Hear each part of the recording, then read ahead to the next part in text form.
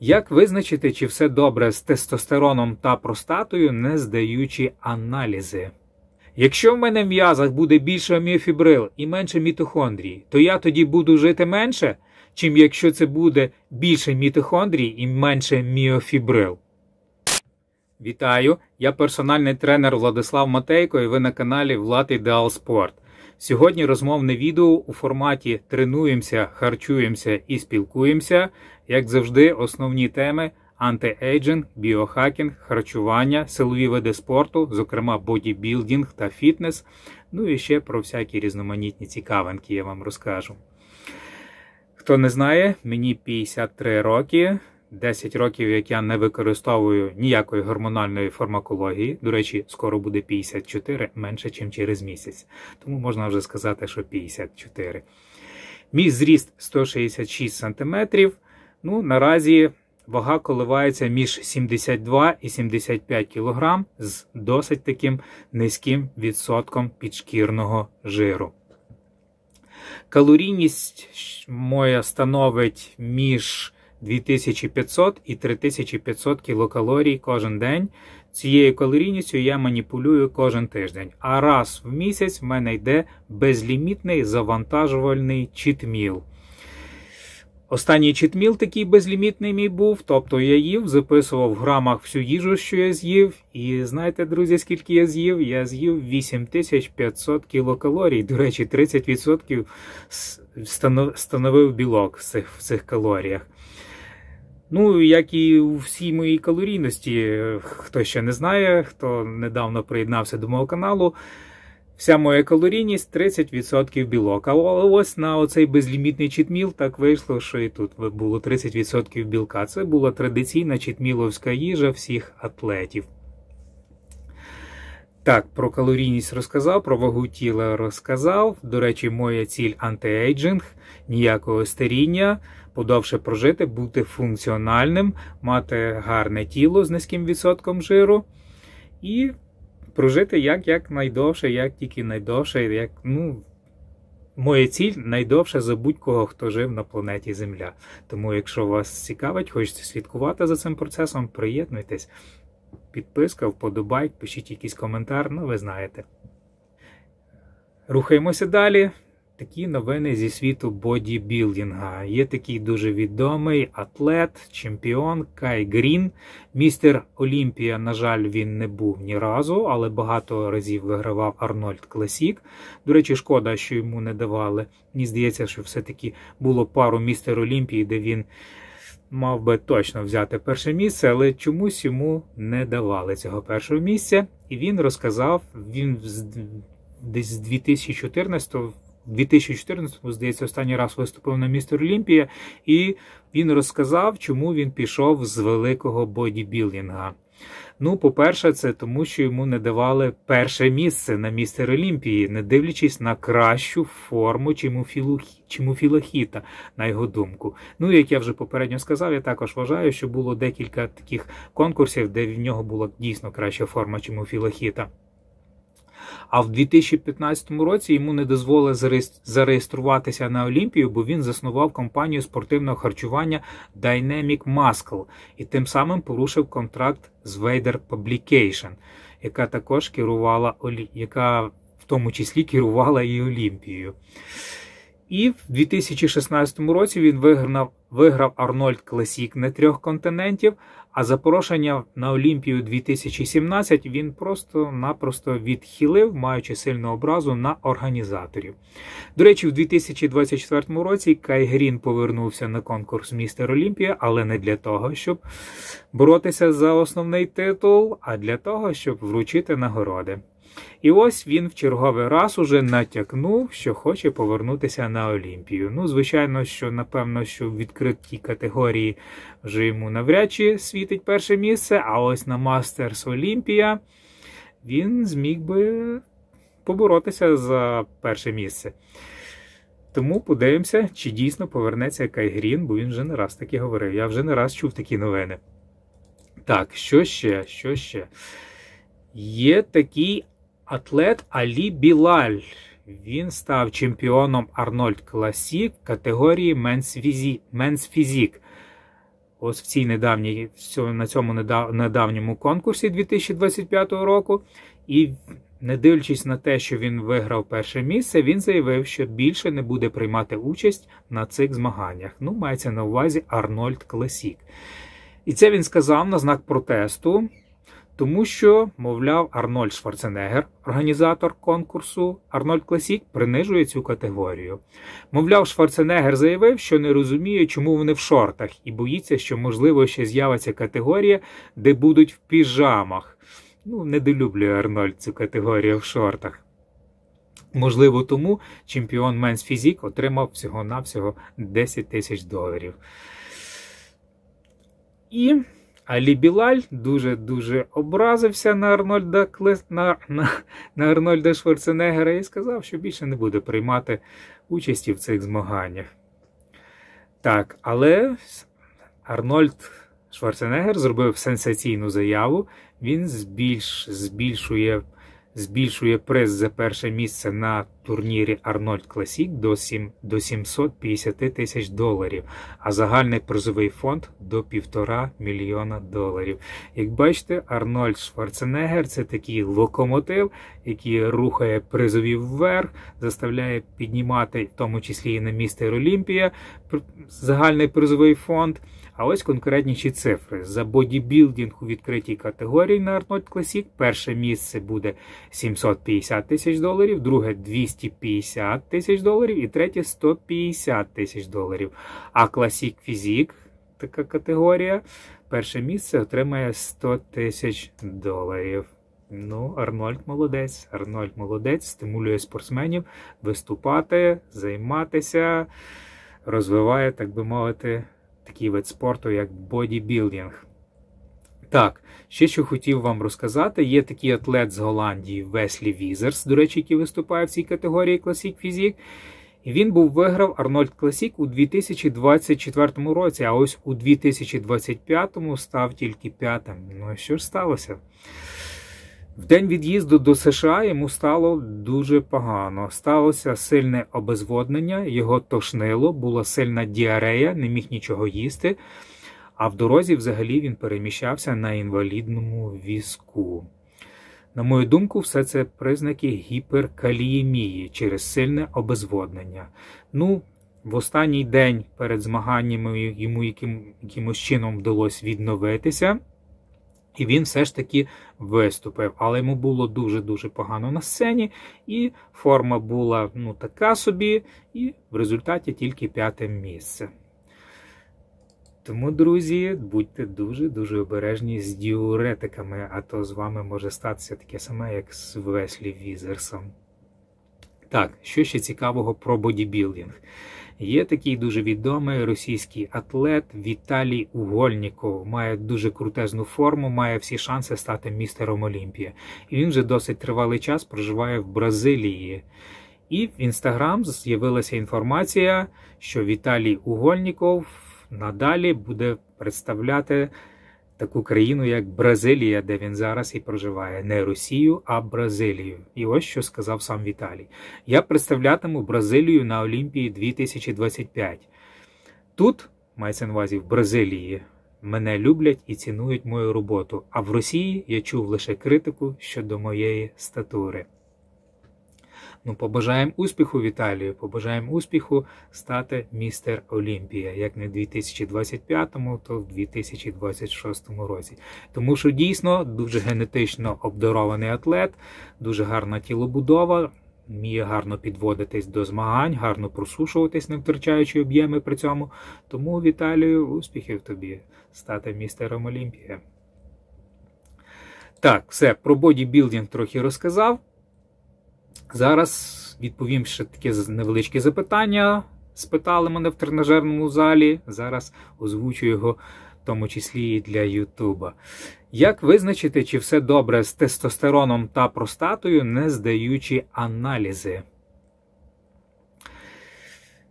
Дуже просто, друзі. Дуже просто, я вже не один раз про це говорив. Якщо у вас присутня ранкова ерекція, значить з тестостероном у вас все окей.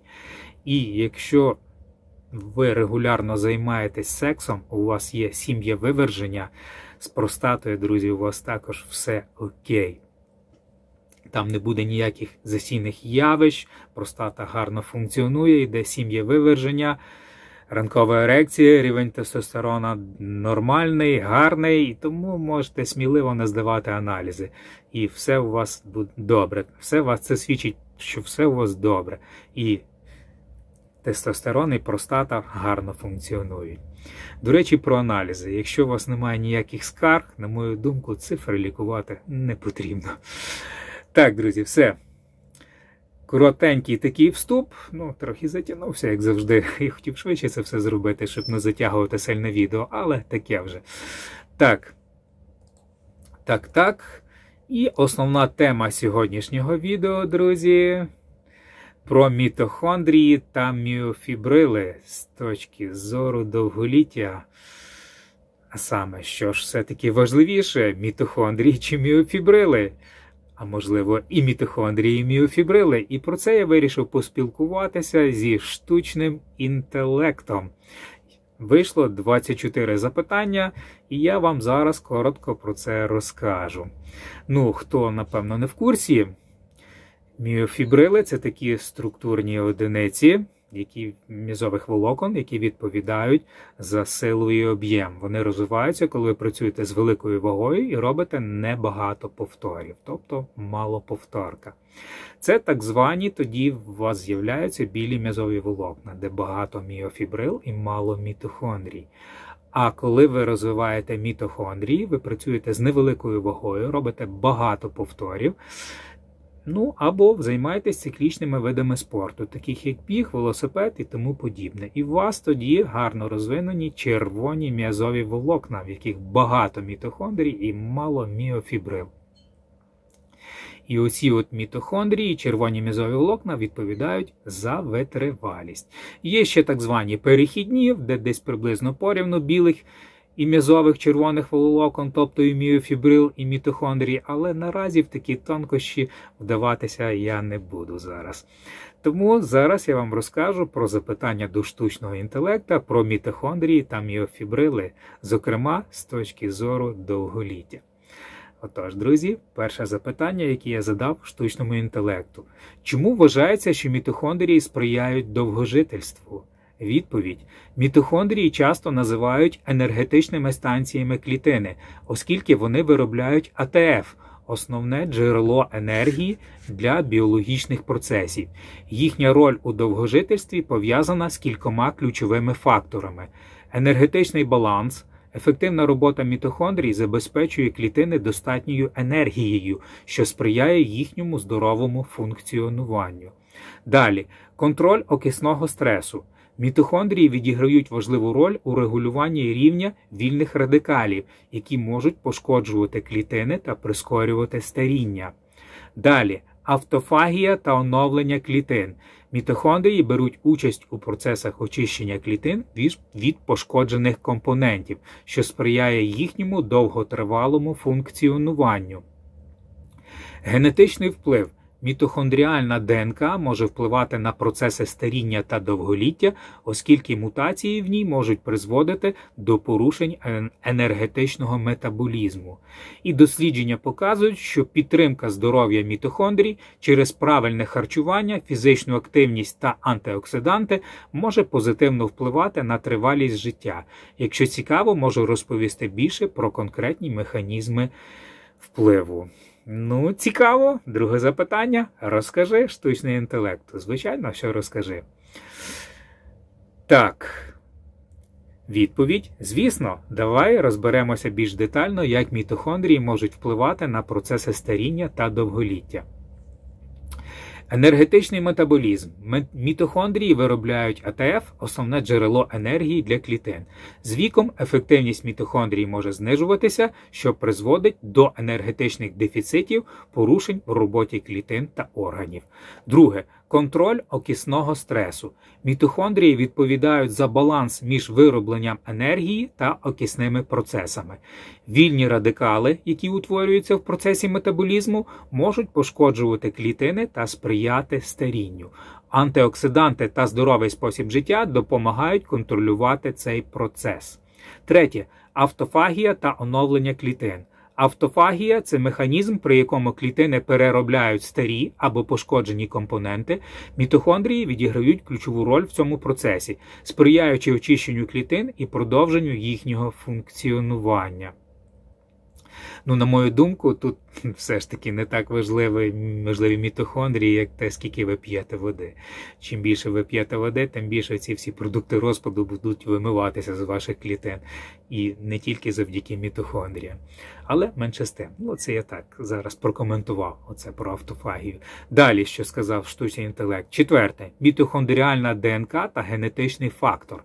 Мітохондрії мають власну ДНК, яка може змінюватися з віком. Деякі мутації можуть знижувати ефективність їхньої роботи, що сприяє старінню. Дослідники вивчають способи захисту мітохондріальної ДНК та її відновлення. Тож, друзі, як бачимо, мій коментар невеличкий, це всього-навсього поки що дослідження, ніякої доказової бази в цьому немає. Так, далі, п'яте. Роль харчування та фізичної активності. Правильне харчування, зокрема продукти багаті антиоксидантами, ягоди, горіхи, зелений чай, а також регулярна фізична активність сприяють підтримці здоров'я мітохондрій. Інтервальне голодування також може активувати автофагію та сприяти відновленню клітин. Так, вчені активно досліджують мітохондрії у контексті уповільнення старіння та збільшення тривалості життя. Якщо тобі цікаво, можу розповісти більше про конкретні дослідження чи рекомендації. Третє запитання штучному інтелекту. Розкажи про мітохондрії у контексті уповільнення старіння та збільшення тривалості життя і про конкретні дослідження та рекомендації. Так, відповідь. Мітохондрії відіграють ключову роль у процесах старіння та довголіття, оскільки вони відповідають за виробництво енергії, контроль окисного стресу та регуляцію клітинного метаболізму. Дослідження показують, що підтримка здоров'я мітохондрій може сприяти уповільненню старіння та збільшенню тривалості життя. Дослідження про мітохондрії та старіння. Метаболічна регуляція мітохондрій. Дослідження показують, що зниження активності мітохондрій призводить до порушення енергетичного обміну, збільшення окисного стресу та зменшення здатності клітин до регенерації. Мітохондріальна дисфункція. Вивчення ролі мітохондрій у розвитку неінфекційних захворювань. Мітохондріальна дисфункція. Вивчення ролі мітохондрій у розвитку неінфекційних захворювань показало, що їхня дисфункція може бути ключовим фактором у процесах старіння та розвитку хронічних хворіб. Генетичні аспекти. Дослідження мітохондріальної ДНК виявили мутації, які можуть впливати на процеси старіння та довголіття. Рекомендації для підтримки здоров'я мітохондрій. Фізична активність. Регулярні тренування стимулюють мітохондріальний біогенез, покращують енергетичний обмін та знижують рівень окисного стресу. Інтервальне голодання сприяє автофагії, допомагаючи клітинам позбавляти пошкоджених мітохондрій та оновлювати їх. Антиоксиданти, вживання продуктів багатих антиоксидантами, ягоди, зелений чай, горіхи, допомагає зменшити окисне пошкодження мітохондрій. Омега-3 жирні кислоти підтримують здоров'я клітинних мембран та покращують функціонування мітохондрій. З цим я абсолютно не згідний. В якому плані не згідний? Не в тому плані, що омега-3 жирні кислоти підтримують здоров'я клітинних мембран. Так, вони їх підтримують. А в тому плані я не погоджуюся з цим, що не тільки омега-3 кислоти це роблять, а будь-які жирні кислоти, які є в наявності в нашому організмі. Якщо не буде омега-3 кислот, будуть омега-6, омега-9, а то й взагалі тваринні жирні кислоти, які будуть виконувати точно таку саму функцію – підтримувати здоров'я клітинних мембран. До речі, про це в мене є дуже довге розмовне відео, можливо, посиланнячку десь там в описі до цього відео я додам. Так, зменшення стресу. Далі. Відповідь штучного інтелекту. Зменшення стресу. Хронічний стрес може негативно впливати на мітохондрії, тому важливо практикувати техніки релаксації, такі як медитація та йога. Ці рекомендації базуються на сучасних дослідженнях і можуть допомагати підтримати здоров'я мітохондрій, що сприяє довголіттю. Якщо хочеш дізнатися більше про конкретні механізми їхнього впливу, можу розповісти. Отже, як бачимо, фактично вже третій раз штучний інтелект мені одне і те саме говорить різними словами, іншими словами. Тому задаю більш конкретніше запитання. Четверте запитання. Цікавить, яка саме має бути фізична активність? Відповідь. Фізична активність відіграє ключову роль у підтримці здоров'я мітохондрій, оскільки вона стимулює їхнє оновлення та збільшує їхню кількість у клітинах. Ось які види вправ найбільш корисні. Аеробні навантаження, швидка ходьба, це говорить, відповідає штучний інтелект, нагадую вам. Швидка ходьба проста, але ефективна для стимуляції мітохондріального біогенезу. Біг підтюпцем покращує витривалість і сприяє утворенню нових мітохондрій. Плавання чудово тренує серцево-судинну систему та підтримує енергетичний баланс клітин. Велоспорт активізує мітохондрії у м'язах, покращуючи їхню ефективність. Силові тренування, вправи з власною вагою, присідання-віджимання стимулюють мітохондріальний біогенез. Робота з гантелями сприяє зміцненню м'язів і покращенню енергетичного обміну. Функціональні тренування поєднують силу та витривалість, що позитивно впливає на мітохондрії. Інтервальні тренування, так званий HIIT, високоінтенсивні інтервальні тренування, ефективно стимулюють мітохондріальний біогенез. Табата – короткі, але інтенсивні вправи, що покращують енергетичний метаболізм. Релаксаційні практики, це, до прикладу, йога, допомагає зменшити рівень стресу, який може негативно впливати на мітохондрії. А також дихальні вправи покращують оксигенацію клітин, що сприяє їхньому здоров'ю. Регулярне поєднання аеробних, силових та інтервальних тренувань допомагає підтримувати мітохондрії у хорошому стані та сприяє довголіттю. Якщо хочеш, можу розповісти більш конкретні програми тренувань. Так, задаю п'яте запитання. Про мітохондрії зрозуміло, але чому саме мітохондрії? Чому в контексті продовження життя ніде не згадується про міофібрили? Вже більш конкретніше навожу, так би мовити, на ціль своїх запитань. І відповідь штучного інтелекта. Цікаве запитання. Міофібрили – це структурні компоненти м'язових клітин, які відповідають за скорочення м'язів. Вони складаються з саркомерів, що містять білки актин і міозин, які взаємодіють під час м'язового скорочення. У контексті продовження життя міофібрили не згадуються так часто, як мітохондрії, тому що їхня основна функція – механічне скорочення м'язів, а не регуляція енергетичного метаболізму чи контроль окисного стресу. Однак вони все ж таки відіграють важливу роль у здоров'ї організму, оскільки яка саме роль? Це збереження м'язової маси з віком допомагає підтримувати фізичну активність і загальне здоров'я. Силові тренування стимулюють ріст міофібрил і покращують м'язову функцію, що позитивно впливає на якість життя. Взаємодія з мітохондріями.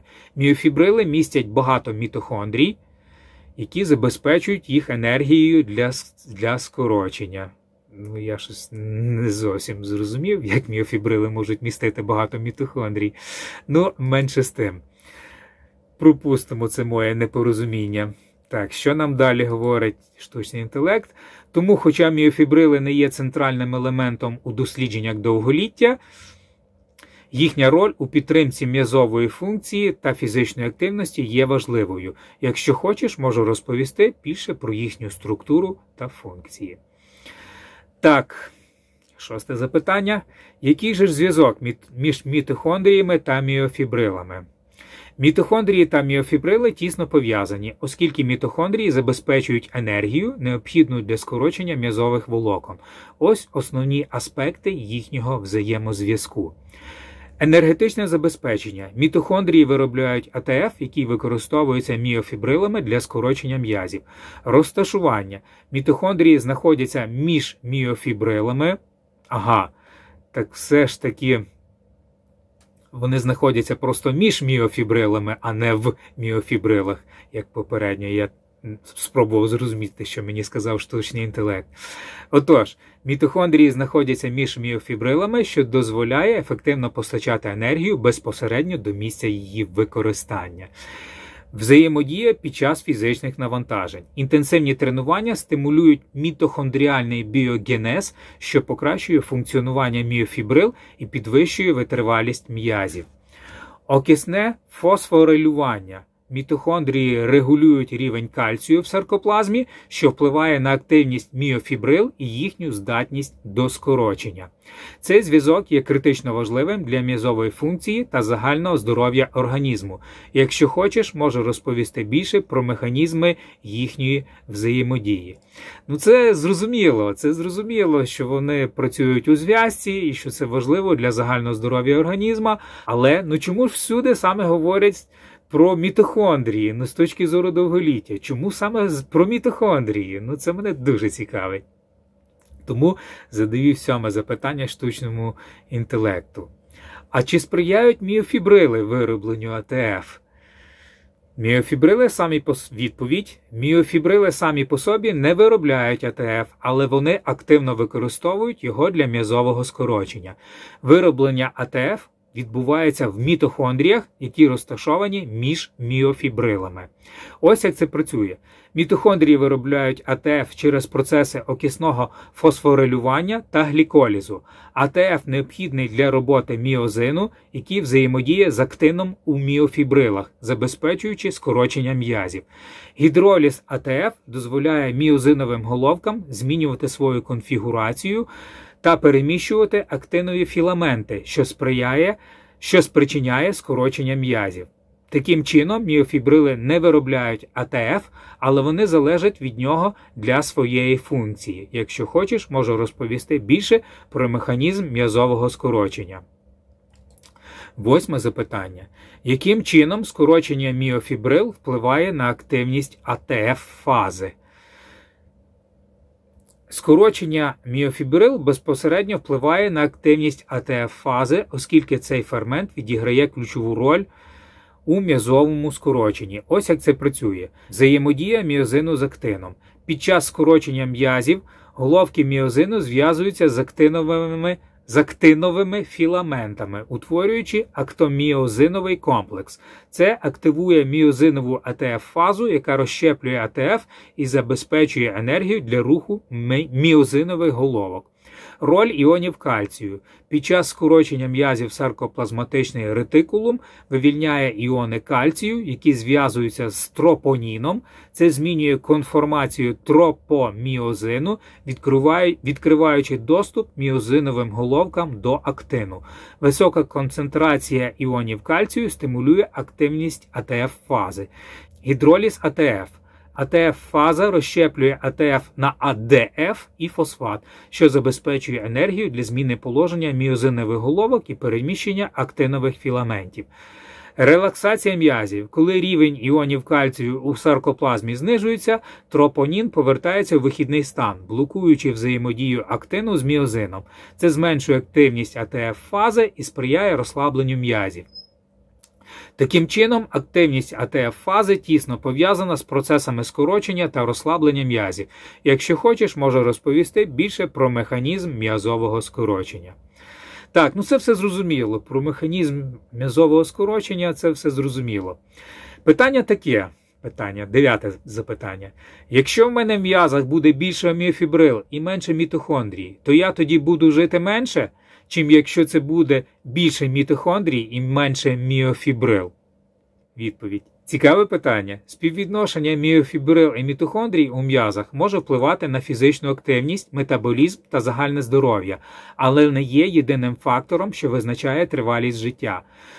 Далі говорить штучний інтелект. Вплив співвідношення міофібрил і мітохондрій. Більше міофібрил, менше мітохондрій. Це характерно для силових спортсменів, наприклад, бодібілдерів, які мають високу м'язову масу. Висока кількість міофібрил означає більшу силу, але меншу витривалість, оскільки менше мітохондрій, менше ефективного вироблення АТФ. Може бути вищий ризик метаболічних порушень, якщо не підтримувати баланс між анаеробними та аеробними навантаженнями. А коли більше мітохондрій і менше міофібрил – це характерно для витривалих спортсменів, наприклад, марафонців, які мають високу аеробну здатність. Більша кількість мітохондрій означає краще вироблення енергії, кращий контроль окисного стресу та ефективніший метаболізм. Дослідження показують, що висока мітохондріальна активність пов'язана з довголіттям. Далі, оптимальний баланс. Занадто багато міофібрил без достатньої кількості мітохондрій може призвести до швидшого виснаження енергетичних запасів. А занадто багато мітохондрій без достатньої кількості міофібрил може зменшити м'язову силу, що важливо для підтримки фізичної активності з віком. Мається на увазі, м'язова сила важлива для підтримки фізичної активності. Тому оптимальне співвідношення залежить від способу життя, рівня фізичної активності та генетичних факторів. Отже, баланс між мітохондріями та міофібрилами є важливим для здоров'я та довголіття. Якщо хочеш, можу розповісти більше, як тренування впливають на це співвідношення. Так, про тренування все зрозуміло. 10-те запитання. А хіба АТФ не є також топливом для тих же самих міофібрил? Відповідь – так, абсолютно. АТФ є основним джерелом енергії для міофібрил, оскільки саме він забезпечує енергію для скорочення м'язів. Ось як це працює. Гідроліз АТФ, міозинові головки містять АТФ-фазу, яка розщеплює АТФ на АДФ і фосфат, вивільняючи енергію. Активація міозину. Отримана енергія дозволяє міозиновим головкам змінювати свою конфігурацію та взаємодіяти з актиновими філаментами. Цикл скорочення. Міозинові головки перестрибують по актинових філаментах, забезпечуючи скорочення м'язів. Регенерація АТФ. Після використання АТФ відновлюється через аеробний та анаеробний метаболізм у мітохондріях. Таким чином, АТФ є паливом для міофібрил, а мітохондрії – електростанціями, що виробляють його. Якщо хочеш, можу розповісти більше про механізм регенерації АТФ. 11-те запитання. Тоді з твоєї відповіді я роблю логічний висновок, що при більшій кількості міофібрил відносно мітохондрій буде менше АТФ. Чи як? Відповідь – так, твій висновок логічний. Якщо в м'язах буде більше міофібрил і менше мітохондрій, то вироблення АТФ буде меншим. Оскільки саме мітохондрії відповідають за його синтез. Це може призвести до швидшого виснаження енергетичних запасів, особливо під час тривалих фізичних навантажень. Чому так відбувається? Мітохондрії виробляють АТФ через процеси окисного фосфорилування та гліколізу. Міофібрили виробляють АТФ для скорочення м'язів, але самі його не синтезують. Менше мітохондрій – це менше АТФ, це швидше виснаження енергетичних запасів. Більше мітохондрій – це більше вироблення АТФ, це вища витривалість. Як це впливає на фізичну форму? Силові спортсмени, наприклад, бодібілдери, мають більше міофібрил, що дає їм велику силу, але меншу витривалість. Витривалі спортсмени, наприклад, марафонці-велосипедисти, мають більше мітохондрій, що дозволяє їм довше працювати без виснаження. Отже, баланс між міофібрилами та мітохондріями важливий для оптимальної фізичної форми. Якщо хочеш, можу розповісти більше про те, як тренування впливають на це співвідношення. Так, про тренування зрозуміло, як впливають. 12-те запитання. Чому тоді з точки зору довголіття завжди говорять тільки про мітохондрії і ніколи не говорять про баланс між міофібрилами та мітохондріями? Відповідь. Гарне питання. Основна причина, чому в контексті довголіття більше уваги приділяється мітохондріям, а не балансу між міофібрилами та мітохондріями, полягає в тому, що мітохондрії безпосередньо впливають на клітинний метаболізм, окисний стрес та енергетичний баланс, які є ключовими факторами старіння. Далі відповідає штучний інтелект. Чому мітохондрії в центрі уваги? Вироблення енергії. Мітохондрії синтезують АТФ, який необхідний для всіх клітинних процесів, включаючи регенерацію та підтримку здоров'я. Контроль окисного стресу. Дисфункція мітохондрій призводить до накопичення вільних радикалів, що пошкоджують клітини та прискорюють старіння. автофагія та клітинне оновлення. Мітохондрії беруть участь у процесах очищення клітин від пошкоджених компонентів, що сприяє довголіттю. Генетичний вплив. Мітохондріальна ДНК може впливати на процеси старіння та довголіття. Чому ж баланс між міофібрилами та мітохондріями не обговорюється? Це далі відповідає штучний інтелект. Міофібрили відповідають за м'язове скорочення, а не за метаболічні процеси, які впливають на старіння. Мітохондрії розташовані між міофібрилами, але їхня кількість змінюється залежно від типу фізичної активності. Дослідження довголіття зосереджені на клітинному рівні, а не на структурі м'язових волокон. А чому ж вони зосереджені? Можна зосередити і на структурі м'язових волокон. Дивно. Далі, що говорить штучний інтелект. Це був мій коментар, якщо що. Так, далі, що говорить штучний інтелект. Чи важливий баланс? Так, оптимальне співвідношення міофібрил і мітохондрій важливе для фізичної витривалості, метаболізму та загального здоров'я.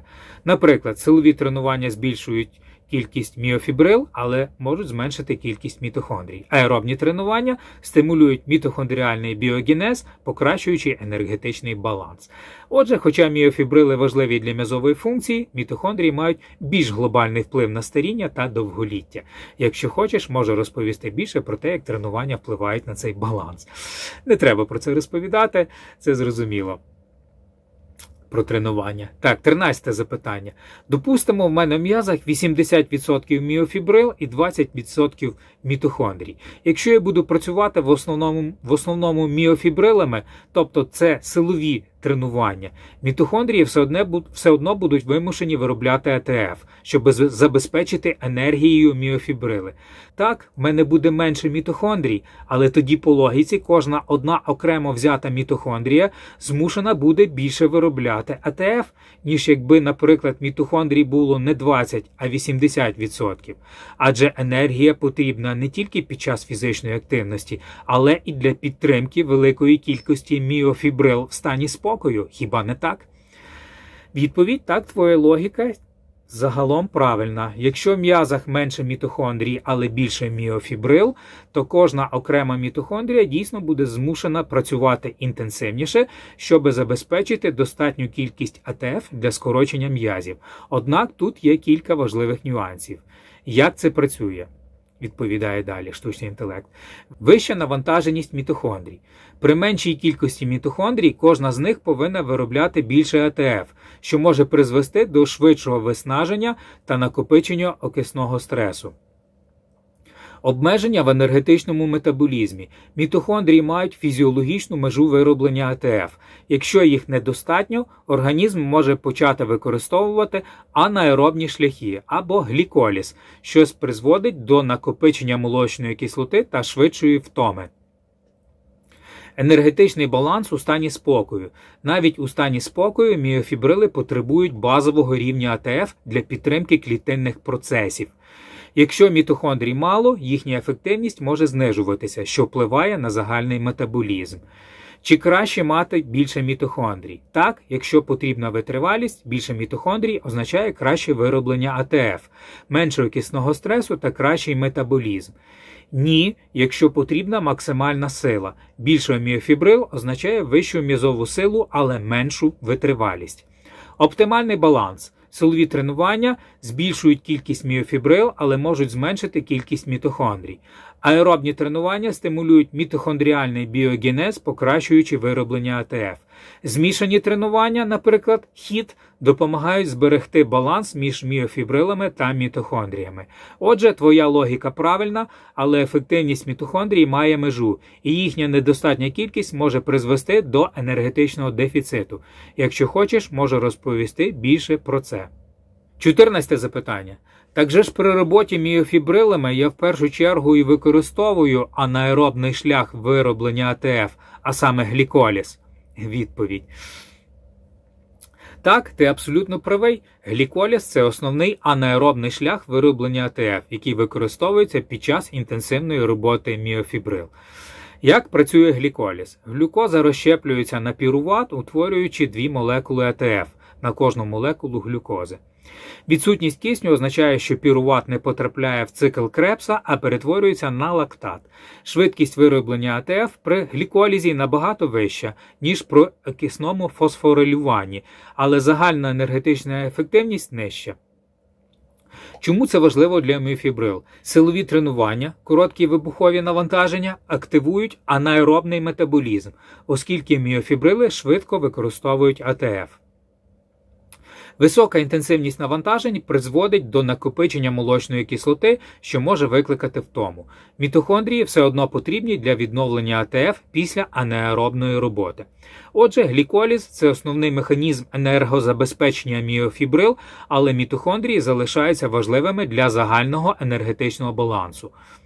15-те запитання. Так яким чином тоді при роботі міофібрилами я виснажую АТФ, якщо основна робота йде на гліколізі? А потім я просто буду змушений зупинитися, тому що енергії АТФ буде недостатньо, щоб працювати і далі з великою вагою. Відповідь. Ти правильно мислиш. Гліколіз – це основний анаеробний шлях вироблення АТФ, який використовується при високоінтенсивних навантаженнях.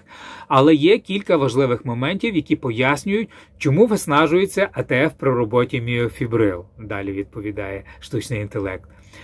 Обмежена кількість АТФ у м'язах. Запаси АТФ у клітинах дуже малі. Вони можуть забезпечувати роботу лише на 1-2 секунди, тому потрібен ресинтез АТФ.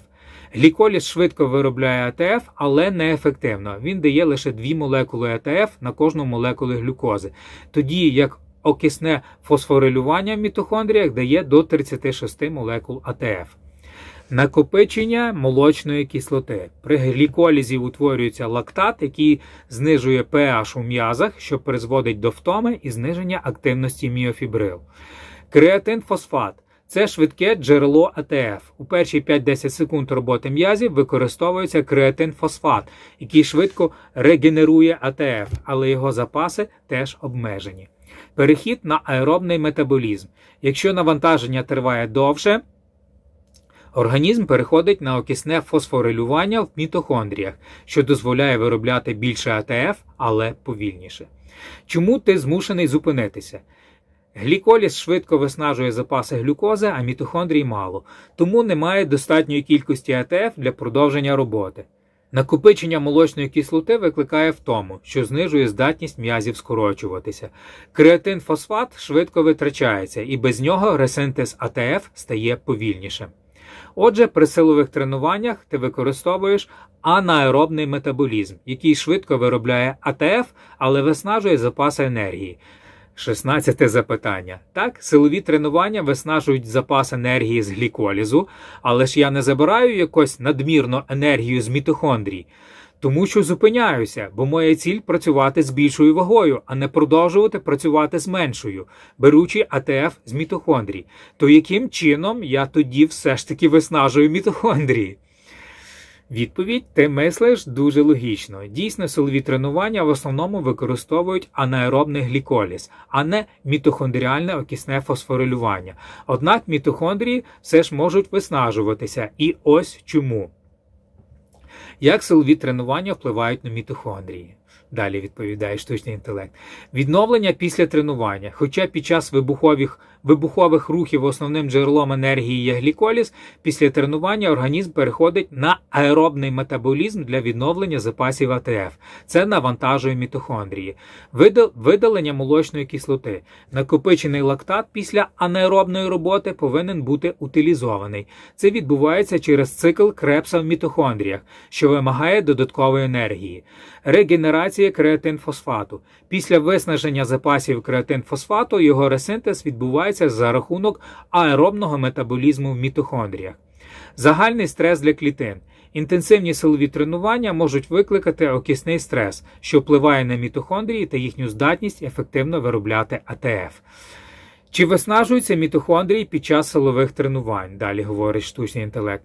Під час самого тренування мітохондрії працюють мінімально, оскільки основне джерело енергії – гліколіз. Після тренування мітохондрії активно працюють для відновлення енергетичних запасів, що може призвести до їхнього виснаження, якщо немає достатнього відпочинку та правильного харчування. Як підтримати здоров'я мітохондрій? Збалансоване тренування, поєднання силових та аеробних вправ допомагає підтримувати мітохондріальний біогенез, правильне харчування, достатня кількість антиоксидантів, жирів та коензиму Q10 підтримує мітохондрії. Відпочинок та відновлення, якісний сон та періоди відпочинку дозволяють мітохондріям регенерувати. Отже, хоча силові тренування напряму не виснажують мітохондрії, вони можуть опосередковано впливати на їхню функцію через процеси відновлення. 17 запитання. А хіба інтенсивні аеробні тренування не можуть викликати окисний стрес, що впливає на мітохондрії та їхню здатність ефективно виробляти АТФ? Відповідь. Так, інтенсивні аеробні тренування також викликають окисний стрес, що впливає на мітохондрії та їхню здатність ефективно виробляти АТФ. Як це працює? Збільшення споживання кисню. Під час аеробних тренувань мітохондрії активно використовують кисень для вироблення АТФ. Це може призвести до утворення активних форм кисню, які викликають окисне пошкодження клітин. Дисбаланс антиоксидантної системи. Може виникнути оксидантний стрес, що пошкоджуватиме мітохондрії. Накопичення токсичних продуктів окиснення. При тривалих або надмірно інтенсивних тренуваннях мітохондрії можуть зазнавати структурних пошкоджень, що знижує їхню ефективність у виробленні АТФ. Як зменшити негативний вплив? Оптимальне дозування навантажень. Чергування інтенсивних і легких тренувань допомагає уникнути надмірного окисного стресу. Антиоксидантне харчування. Вживання продуктів, багатих антиоксидантами. Ягоди, зелений чай, горіхи допомагає нейтралізувати антиоксидантний стрес. Якісний відпочинок, достатній сон і періоди відновлення дозволяють мітохондріям регенерувати. Отже, аеробні тренування корисні, але надмірна інтенсивність може викликати окисний стрес, що впливає на мітохондрії. Якщо хочеш, можу розповісти більше про механізми захисту мітохондрій. Так, 18 запитання. Отже, інтенсивні аеробні тренування, біг, їзда на велосипеді, хід табата і тому подібні також виснажують АТФ. Так, інтенсивні аеробні тренування також виснажують АТФ, але механізм цього процесу відрізняється від анаеробних навантажень. Як аеробні тренування виснажують АТФ? Далі відповідає штучний інтелект. Високе споживання кисню. Під час аеробних вправ мітохондрії активно використовують кисень для вироблення АТФ через цикл Кребса та окисне фосфорилювання. Тривале навантаження. На відміну від анаеробних вправ, де АТФ витрачається швидко, аеробні тренування поступово виснажують запаси енергії через довготривалу роботу м'язів. Використання глікогену та жирів. При тривалих аеробних навантаженнях організм переходить на спалювання жирів, що також потребує АТФ. Окисний стрес. Інтенсивні аеробні тренування можуть викликати накопичення активних форм кисню, що впливає на ефективність мітохондрій. Чи є різниця між аеробним та анаеробним виснаженням АТФ? Анаеробні тренування – це силові вправи, спринти, швидко витрачають АТФ через гліколіз, але запаси виснажуються за кілька хвилин. Аеробні тренування, біг, велоспорт поступово витрачають АТФ через окисне фосфорилювання, але можуть тривати годинами. Отже, аеробні тренування також виснажують АТФ, але через тривале використання енергії, а не швидке виснаження запасів, як при анаеробних навантаженнях. 19 запитання. Яка різниця? Швидко я вичерпую запас енергії чи повільно? Адже ж в кінцевому підсумку вони будуть вичерпані. Чи то під час фізичної активності, чи то для відновлення після фізичної активності. Яким чином тоді робота міофібрилами виснажує АТФ, а робота мітохондріями ні? Я не розумію твоєї логіки. Основне – кількість та інтенсивність фізичної активності, а не те, яким чином я її виконую. В основному міофібрилами чи в основному мітохондріями? Відповідь штучного інтелекта. Ти ставиш дуже логічне питання. Дійсно, запаси АТФ в кінцевому підсумку виснажуються незалежно від того, чи це силове навантаження, міофібрили, чи аеробне навантаження, мітохондрії. Але різниця полягає в механізмах вироблення та використання АТФ. Основна різниця між міофібрилами та мітохондріями у виснаженні АТФ. Це далі відповідає штучний інтелект.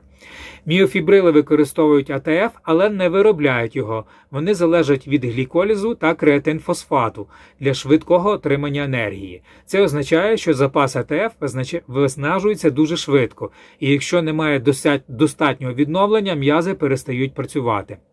Мітохондрії ж виробляють АТФ. Вони постійно синтезують АТФ через окисне фосфорилювання, що дозволяє підтримувати довготривалу роботу м'язів. Але якщо навантаження надмірне, мітохондрії можуть перенавантажитися, що призводить до окисного стресу. Швидкість виснаження АТФ. При силових тренуваннях АТФ витрачається миттєво, тому потрібні швидкі механізми його регенерації – гліколіз, креатинфосфат. При аеробних тренуваннях АТФ виробляється постійно, але повільніше. Чому важлива інтенсивність фізичної активності? Якщо навантаження коротке та вибухове, наприклад, важка атлетика, міофібрили швидко використовують АТФ. І якщо мітохондрій мало, відновлення буде повільним. Якщо навантаження тривале, наприклад, біг, мітохондрії постійно виробляють АТФ. Але якщо їх недостатньо, енергія закінчиться. Висновок. Робота міофібрилами виснажує АТФ швидко, бо вони не виробляють його, а лише використовують. Робота мітохондріями виснажує АТФ повільніше, бо вони постійно його синтезують. Кількість та інтенсивність фізичної активності визначає, наскільки швидко виснажуються запаси АТФ. Отже, ти правий, що інтенсивність тренувань є ключовим фактором, але механізм вироблення АТФ теж має значення. 20-те запитання штучному інтелекту. Яка різниця, який механізм вироблення АТФ? Основне ж, АТФ виробляється? Відповідь. Ти правий, тому що кінцева мета – це вироблення АТФ, незалежно від механізму. Але різниця між механізмами також важлива, оскільки вона впливає на ефективність, швидкість та тривалість енергозабезпечення. Основні механізми вироблення АТФ. Фосфорилювання на рівні субстрату, швидке вироблення АТФ без участі кисню, гліколіз, цикл Кребса. Окислювальне фосфорилювання – основний механізм у мітохондріях, що використовує кисень для синтезу великої кількості АТФ. Чому це важливо? Швидкість. Анаеробні механізми гліколіз, тобто гліколіз, виробляють АТФ швидко, але в меншій кількості. Ефективність. Окислювальне фосфорилювання дає до 36 молекул АТФ на одну молекулу глюкози, тоді як гліколіз лише 2 молекули. Тривалість. Анаеробні механізми швидко виснажуються, тоді як аеробні можуть працювати годинами. Отже, хоча кінцева мета вироблення АТФ, механізм має значення для витривалості, сили та загального енергетичного балансу. 21 запитання. Отже, це важливо тільки для виду фізичної активності. Силове навантаження, швидкість чи витривалість, а не з тої точки зору, проживу я менше чи більше, якщо в мене буде більше міофібрил чи мітохондрій. Відповідь – так, ти правильно розумієш. Співвідношення міофібрил і мітохондрій впливає на тип фізичної активності, а не напряму на тривалість життя. Однак воно може опосередковано впливати на здоров'я та довголіття через метаболічні процеси. Чому це важливо для фізичної активності? Більше міофібрил – це вища сила, але менша витривалість, характерно для силових спортсменів. Більше мітохондрій – це краще вироблення АТФ, вища витривалість, але менша м'язова сила. Це характерно для марафонців. Оптимальний баланс – це збалансована фізична форма, що дозволяє підтримувати здоров'я м'язів та ефективний метаболізм. Чи впливає це на тривалість життя? Немає прямих доказів, говорить штучний інтелект, немає прямих доказів, що більше мітохондрій чи міофібрил напряму впливає на довголіття. Однак мітохондрії відіграють ключову роль у клітинному метаболізмі, і їхня дисфункція пов'язана зі старінням. Фізична активність загалом сприяє довголіттю, незалежно від співвідношення міофібрил і мітохондрій. Отже, важливий не сам баланс, а загальний рівень фізичної активності та здоровий спосіб життя. Ну, ось що я хотів почути. 22 запитання. Якщо фізична активність загалом сприяє довголіттю, незалежно від співвідношення міофібрил і мітохондрій, то повертаюся до самого початку. Чому з точки зору довголіття завжди говорять про мітохондрії, досліджують їх і тому подібне, і ніколи не говорять про міофібрили? Адже ж, як ми тільки що вияснили, механізм вироблення АТФ важливий тільки для виду фізичної активності, а не для тривалості життя. Відповідь. Чудове запитання. Основна причина, чому в контексті довголіття більше уваги приділяється мітохондріям, а не міофібрилам, полягає в тому, що мітохондрії мають більший глобальний вплив на клітинний метаболізм, окисний стрес та регенерацію, тоді як міофібрили відповідають виключно за м'язове скорочення. Чому досліджують саме мітохондрії? Далі відповідає штучний інтелект. Ключова роль у клітинному метаболізмі. Мітохондрії виробляють АТФ, який необхідний для всіх клітинних процесів, а не лише для м'язового скорочення. Контроль окисного стресу. Мітохондрії регулюють рівень вільних радикалів, які можуть пошкоджувати клітини та прискорювати старіння. Автофагія та клітинне оновлення. Мітохондрії беруть участь у очищенні клітин від пошкоджених компонентів, що сприяє довголіттю. Генетичний вплив. Мітохондріальна ДНК може впливати на процеси старіння, оскільки мутації в ній можуть порушувати енергетичний баланс. Чому міофібрили не досліджують у контексті довголіття? Міофібрили – це структурні одиниці м'язів, які відповідають за механічне скорочення, а не за метаболічні процеси. Мітохондрії розташовані між міофібрилами, але їхня кількість змінюється залежно від типу фізичної активності. Дослідження довголіття зосереджені на клітинному рівні, а не на структурі м'язових волокон. Чи важливий баланс між міофібрилами та мітохондріями? Так, оптимальне співвідношення важливе для фізичної витривалості, метаболізму та загального здоров'я. Наприклад, силові тренування збільшують кількість міофібрил, але можуть зменшити кількість мітохондрій. Аеробні тренування стимулюють мітохондріальний біогенез, покращуючи вироблення АТФ. Отже, хоча міофібрили важливі для м'язової функції, мітохондрії мають більший глобальний вплив на старіння та довголіття. 23 запитання. А хіба дозоване, ненадмірне, силове, тобто міофібрильне механічне скорочення не впливає позитивно на метаболічні процеси? Відповідь. Так, дозоване силове скорочення позитивно впливає на метаболічні процеси. Ось як це працює. Вплив силових тренувань на метаболізм. Підвищення чутливості до інсуліну.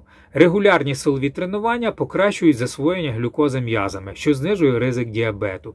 Стимуляція мітохондріального біогенезу. Хоча силові тренування більше активують анаеробний метаболізм, вони також сприяють збільшенню кількості мітохондрій у м'язах. Чуєте, друзі? Також сприяють збільшенню мітохондрій. Регуляція рівня гормонів. Механічне навантаження стимулює викид тестостерону та гормону росту, що покращує синтез білка та загальний метаболізм. Друзі, ви почули, чому ефективні тренування на розвиток міофібрил? Викид тестостерону та гормону росту. Так, зменшення окисного стресу. Помірне силове навантаження сприяє адаптації антиоксидантної системи, що допомагає нейтралізувати вільні радикали. Отож, міофібрили так само, як мітохондрії, мають такі самі функції. Далі говорить, це був мій коментар. Далі говорить штучний інтелект. Чому важливо дозувати навантаження? Надмірне навантаження може викликати перевантаження мітохондрій та окисний стрес. Оптимальне дозування сприяє адаптації організму, покращенню енергетичного балансу та загальному здоров'ю. Отож, дозоване силове скорочення дійсно позитивно впливає на метаболічні процеси, а також сприяє загальному здоров'ю та довголіттю. Чуєте, друзі? Також сприяє довголіттю. Так, 24-те, останнє запитання. Отже, основне – це дозоване навантаження та енергетичний баланс, а не співвідношення міофібрил до мітохондрій з точки зору довголіття. Я правий? Так, відповідь так, ти абсолютно правий. Основним фактором, що впливає на довголіття, є збалансоване фізичне навантаження та енергетичний баланс, а не співвідношення мітохондрій до міофібрил. Чому це так? Фізична активність підтримує метаболізм, незалежно від того, чи це переважно силові вправи з акцентом на міофібрили, чи аеробні тренування з акцентом на мітохондрії. Також дозоване навантаження сприяє адаптації організму. М'язи, серце та судини пристосовуються до фізичної роботи, що покращує загальний стан здоров'я. Далі, збереження функцій мітохондрій важливе, але не єдиний фактор. Здоров'я мітохондрій допомагає клітинам підтримувати енергетичний баланс, але без достатньої м'язової маси організм не буде ефективно працювати. Чуєте, друзі? Без достатньої м'язової маси. М'язова маса – це міофібрили. Системний підхід. Не можна розглядати лише мітохондрії чи лише міофібрили. Важлива загальна адаптація організму, включаючи гормональний баланс, антиоксидантний захист, якість харчування та відпочинок. Висновок. Не існує ідеального співвідношення мітохондрій до міофібрил. Важливо адаптувати навантаження до потреб організму. Фізична активність сприяє довголіттю незалежно від того, який механізм вироблення АТФ задіяний. Енергетичний баланс і регенерація важливі для підтримання здоров'я клітин та запобігання передчасному старінню. Отже, дозоване навантаження, правильне відновлення та загальний баланс – це ключові фактори довголіття, а не просто співвідношення міофібрил до мітохондрій. Чудово, що ти так глибоко аналізуєш цю тему. Отож, дякуємо штучному інтелекту. Я підтвердив те, що я і хотів підтвердити. Основними ключовими факторами довголіття є не розвиток одних тільки мітохондрій. Основне – це дозоване фізичне навантаження, і не має значення, чи це мітохондрії, чи це міофібрили. Мені здається, що навпаки все ж таки міофібрили більш важливіші, тому що міофібрили – це м'язова сила, це тестостерон, це викид омолоджуючих гормонів. Не розумію, чому всі далі стверджують, що треба розвивати одні мітохондрії. Основне – дозоване фізичне навантаження, правильне харчування, водний баланс, правильний енергетичний баланс – це ключові фактори. А не якісь одні тільки дослідження на тему про мітохондрії. Все, якось дуже заплутано, дуже довго. Не знаю, чи вам було цікаво, менше з тим. Мені було цікаво. Тому, друзі, я вам про це все і розповів. І ніякого старіння, мені вже скоро 54, ви зможете так само. До зустрічі, друзі!